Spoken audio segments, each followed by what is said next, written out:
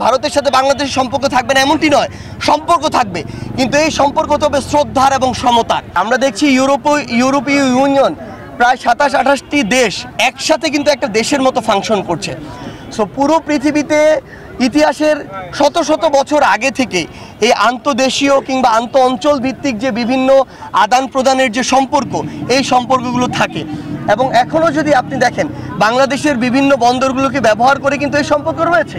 আপনি শুধু বাংলাদেশ নয়, আপনি বিভিন্ন ভূমধ্য সাগর কেন্দ্রিক যদি দেখেন, আরব সাগর কেন্দ্রিক যদি দেখেন, আপনি সেখানে আটলান্টিক এবং প্রশান্ত মহাসাগর অর্থাৎ উত্তর আমেরিকা দক্ষিণ আমেরিকার যদি যে পোর্টগুলো রয়েছে সেগুলোতে যদি দেখেন, ইতিহাসের আদি লগ্ন থেকে এগুলোকে কেন্দ্র করেই কিন্তু এই যে বিভিন্ন ধরনের ব্যবসা বাণিজ্য এগুলো হয়ে এসেছে।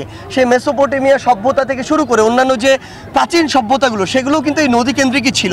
তো সেই জায়গা থেকে আমরা মনে করি সমুদ্র কিংবা নদী কেন্দ্রিক এই যে আন্তদেশীয় যে সম্পর্ক ব্যবসা বাণিজ্য এগুলো থাকবে, কিন্তু সবচেয়ে গুরুত্বপূর্ণ হচ্ছে এগুলো সমতার ভিত্তিতে হতে হবে।